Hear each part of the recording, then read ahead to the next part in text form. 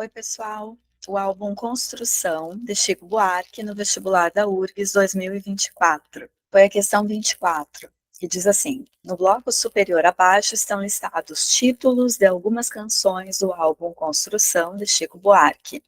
No inferior, excertos a elas relacionados. Então, tinha que relacionar aquela lista de canções aos excertos da outra lista. Mas antes, vamos ver um pouquinho sobre esse álbum. Chico Buarque lançou Construção em 1971, quando ele estava recém-retornando de um período de exílio em função do período ditatorial aqui no Brasil, que iniciou em 1964. Vocês sabem que durante a ditadura militar, artistas, intelectuais tiveram que sair do Brasil em função da repressão, da ditadura, da censura. Em 1968, o governo do General Costa e Silva tinha decretado o AI-5, Ato Institucional número 5. Esse ato cassava direitos da população civil, tornou ainda mais duro aquele regime, ainda mais autoritário. Uma das consequências do AI-5 foi terminar com o direito do habeas corpus.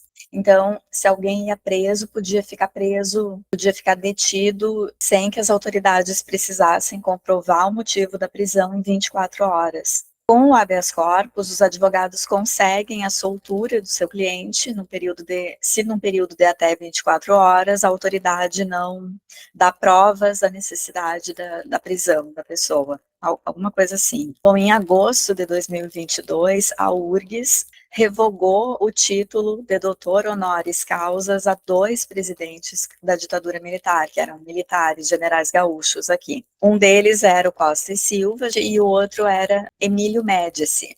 Já não era sem tempo, né? Em 1971, quando Chico Buarque lança o álbum Construção, o presidente é justamente o Médici. Então vamos passar um pouquinho pelas canções do álbum e vamos ver quais são as temáticas do que Chico Buarque está falando nessas letras. Afinal, aqui na literatura, a gente vai olhar para as canções interpretando essas letras das músicas como narrativas. A música 1 é Deus lhe pague. Essa música traz um tanto de ironia, fala o futebol para aplaudir. Bom, o álbum foi lançado em 1971. Um ano antes, em 1970, o Brasil ganhou a Copa do Mundo. E a ditadura militar se aproveitou desse embalo de felicidade promovido pela Copa do Mundo, Brasil vencedor, para promover manchetes boas nos jornais, para abafar o clima de violência e repressão contra a população civil.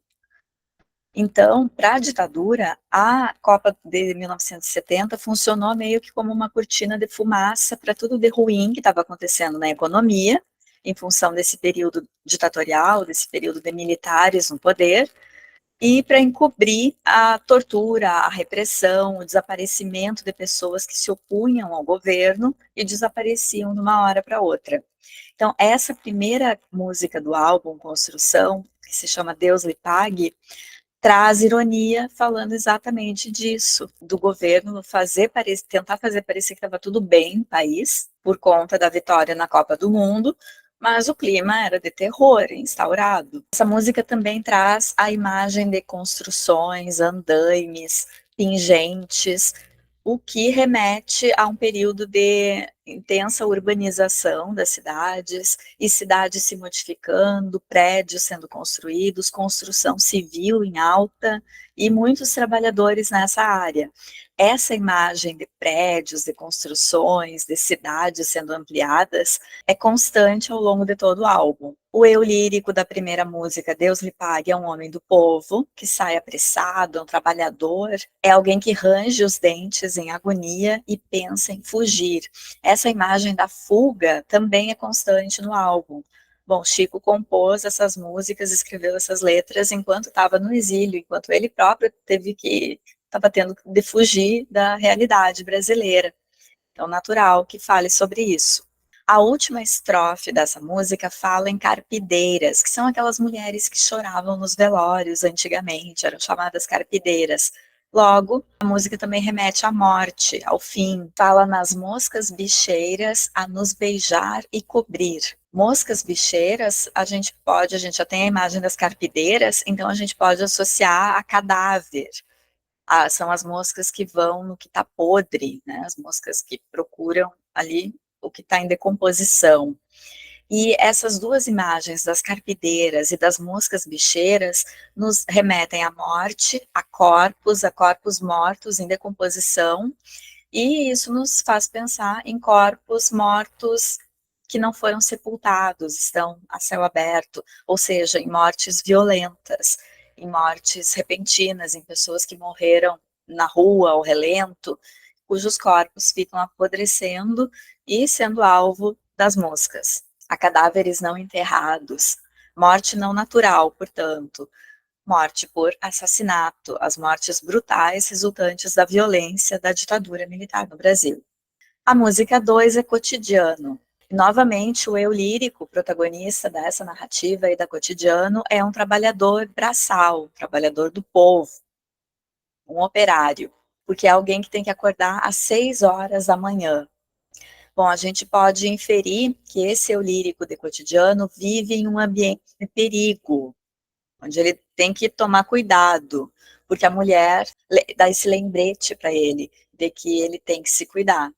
E isso dialoga com o clima de tensão e terror que as pessoas do povo viviam durante a ditadura, tendo que se cuidar, não sabendo exatamente quem é que ia desaparecer por falar alguma coisa, por dar uma opinião, por estar em determinado grupo e ser preso por engano, e ser torturado, e ser dado como um opositor do governo. As pessoas não tinham nenhuma garantia de sobrevivência. Esse é o lírico de Cotidiano, ele só pensa em poder parar. Ao meio-dia ele pensa em poder parar, mas pensa na vida que tem que levar.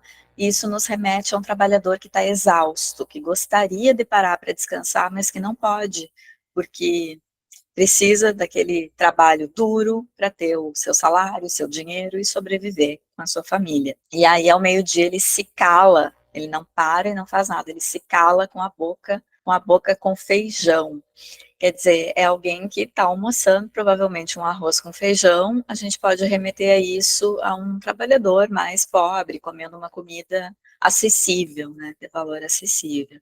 Quer dizer, o povo está triste, desiludido, calado, de medo, e a todo momento o eu lírico conta o que ela faz. Ela me acorda às 6 horas da manhã, ela me dá um beijo com gosto de hortelã. Quem será esse ela da música Cotidiano? Será que é a esposa, que afinal acorda ele às 6 horas da manhã para ir trabalhar? Ou será que é a realidade, que afinal cala a boca dele ao meio-dia com feijão?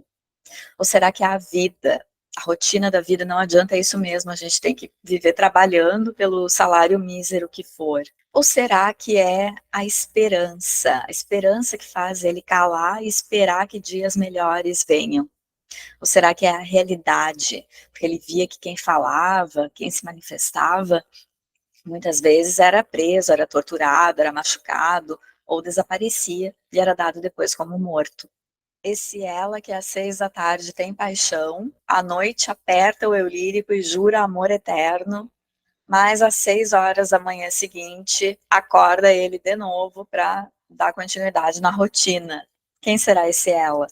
A música 3 é Desalento. Em Desalento, o eu lírico novamente está sozinho e infeliz e triste. E aí ele manda uma mensagem para um ela, que é para ela voltar. E de novo eu pergunto, quem será esse ela? Será uma mulher? Será um amor? Ou será a liberdade? Ou será a democracia? A esperança? A música 4 é Construção, justamente a música que dá nome ao álbum. Bom, em Construção, o eu lírico vive explorado, num trabalho perigoso, insalubre, e morre sendo um estorvo no meio de um sábado. Ele está trabalhando num sábado. Ele vive maquinalmente, numa rotina, assim como o cara também de Cotidiano. Aliás, tem um diálogo entre a letra de Construção e as outras músicas do álbum. O eu lírico é um representante do povo, um pobre, um trabalhador de construção civil, mostra a aridez da vida desse operário na cidade que ele está ajudando a construir, né? Talvez essas pessoas que estejam ou estivessem vindo naquela época, em 1971, trabalhar nas grandes cidades, vindo do campo, muitas vezes, em função de um êxodo rural, da falta de oportunidade no campo, muitas vezes esses operários, esses funcionários não se sentissem acolhidos na cidade a qual eles próprios estão ajudando a construir. E com isso, eles perdem algo da condição humana e vivem em rotinas mecânicas, como se fossem peças ali de uma engrenagem. Então, esse álbum do Chico Buarque, Construção, ele divulga uma brasilidade diferente daquela das manchetes dos jornais. Os jornais sob censura só podiam divulgar que estava tudo bem durante o período ditatorial. E aí o álbum do Chico Buarque mostra um outro lado, o lado do pobre que está assustado, está com medo, está tendo que pegar o trabalho que dá para se sustentar. Enquanto isso, as manchetes dos jornais, né, sob censura, estão mostrando um Brasil progredindo, um Brasil que está dando certo.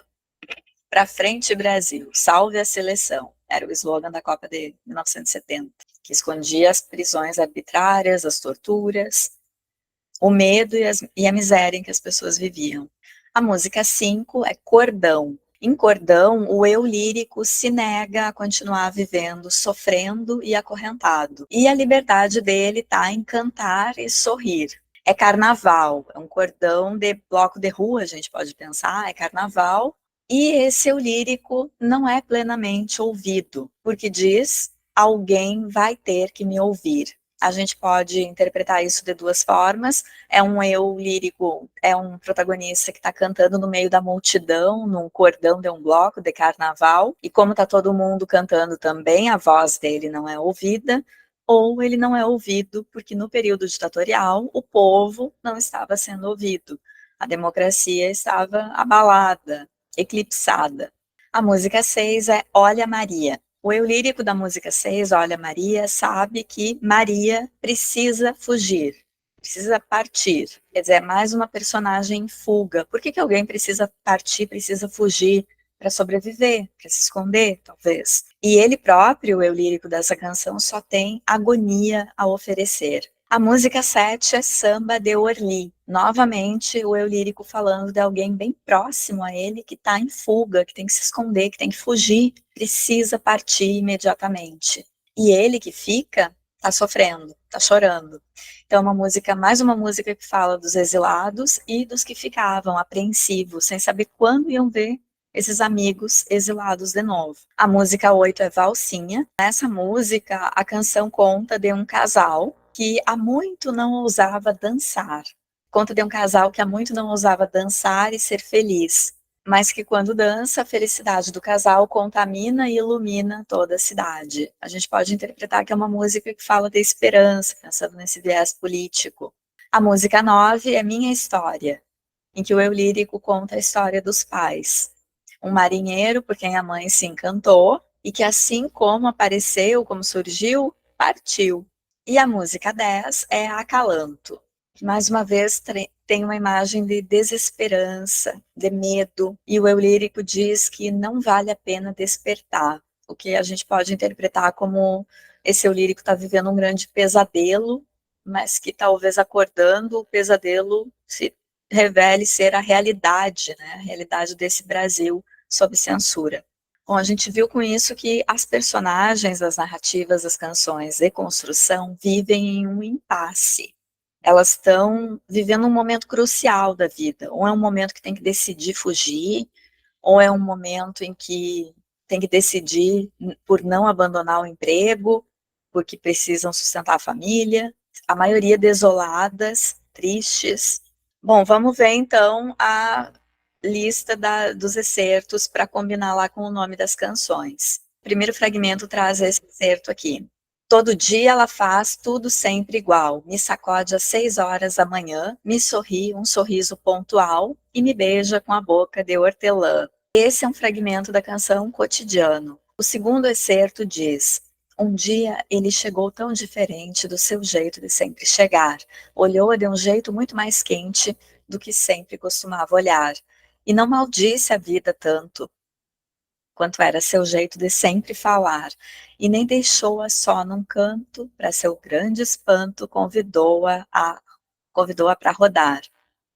Esse é um excerto de Valsinha.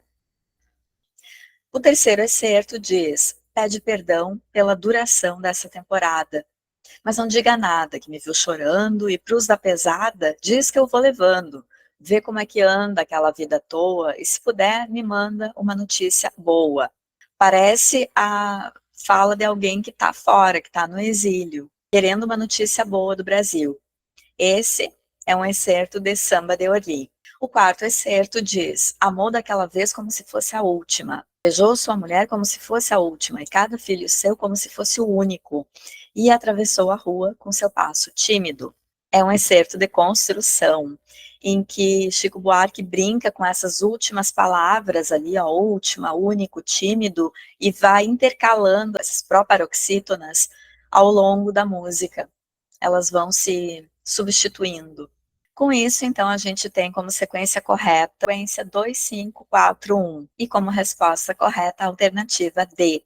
Pensando em intertextualidades das temáticas que as narrativas, as músicas nos trazem. Uma intertextualidade possível em função da temática da especulação imobiliária, do quanto vale estar na cidade e do como a cidade grande está mudando, é a canção Saudosa Maloca, escrita uma década antes do álbum Construção, em 1961, de Adoniran Barbosa.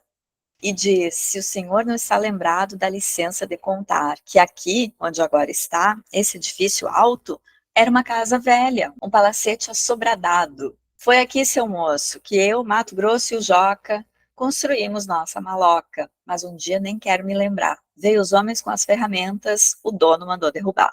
Outra intertextualidade possível, pensando que o pobre não tem direito a um pedacinho de chão para ser seu, às vezes nem para morrer. Vocês conhecem aquele ditado? Não tem nem onde cair morto, não tem nem um pedacinho de chão para cair morto. E a intertextualidade que eu chamo aqui é Morte e Vida Severina, de João Cabral de Melo Neto, de 1955, que ainda não era período ditatorial, mas cuja especulação imobiliária e custo de vida nas grandes cidades já se fazia sentir para a população pobre. Na parte da poesia chamada Funeral de um Lavrador, que diz assim: é uma cova grande para teu pouco defunto, mas estarás mais ancho que estavas no mundo. É uma cova grande para teu defunto parco, porém mais que no mundo te sentirás largo, que encerra a ironia de que morto, aquele cidadão pobre teria um pedacinho de chão maior do que quando estava vivo e queria trabalhar na terra.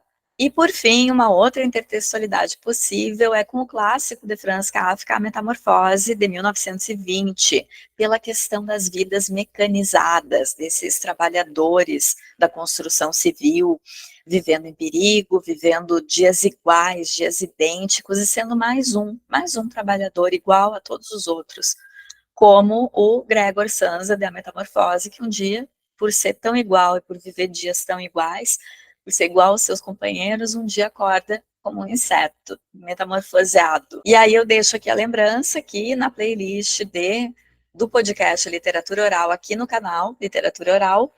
A gente tem o episódio 99 falando sobre a metamorfose de Kafka.